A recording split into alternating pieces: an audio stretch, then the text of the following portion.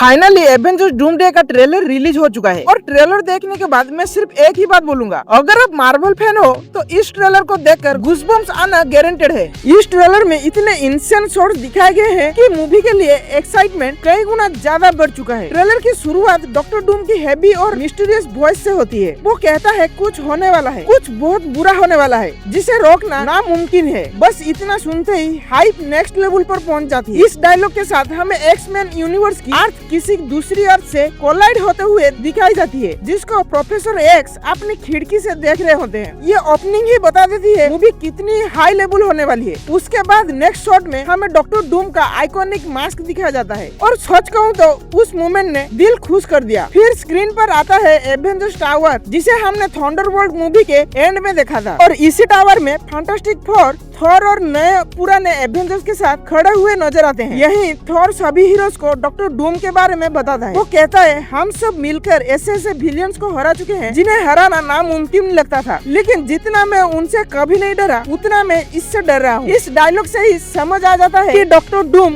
कितना डेंजरस होने वाला है और थॉर एक बार फिर से एवेंजर्स को यूनाइट कर रहा है। इसके बाद हमें सूर्य और फैंटास्टिक फोर के बीच समुद्र के अंदर कॉन्वर्सेशन देखने को मिलती है, जहाँ सूस्ट्रॉम अपनी पावर्स के पूरा इस्तेमाल करके समुद्र को कंट्रोल करके रखती है। And I guess Black Panther को बुलाने के लिए शायद थॉर ने ही सूस्ट्रॉम को भेजा होगा। इसी सीक्वेंस के बीच सिर्फ एक सेकंड के लिए लोकी भी टीवीए यूनिफॉर्म में दिखाई देता है, जिसका मतलब ये सीन लोकी की सुप्रीम लोकी बनने से पहले का स्टोरी दिखाया जाएगा। नेक्स्ट सीन में गैम्बिट और सांची की जबरदस्त फाइट देखने को मिलती है। सांची को फिर से अपनी 10 रिंग्स के साथ फुल एक्शन मोड में देखकर मजा ही आ गया। लेकिन ट्रेलर का सबसे बड़ा गूज़बम्प्स मोमेंट जब थॉर अपनी स्ट्रॉम्बेको की फुल पावर के साथ डॉक्टर डूम के ऊपर अटैक करता है, बट डॉक्टर डूम लिटरली अपनी 2 उंगलियों से स्ट्रॉम्बेको को रोक देता है। और ये सीन लिटरली बता देता है डॉक्टर डूम की पावर कितनी हाई लेवल होने वाला है। और फिर आता है ट्रेलर का बेस्ट और फाइनल शॉट। थॉर का सामना स्टीव रोजर से होता है। थॉर इतना शॉक्ड हो जाता है कि उसे यकीन ही नहीं होता कि ये स्टीव है या कोई और।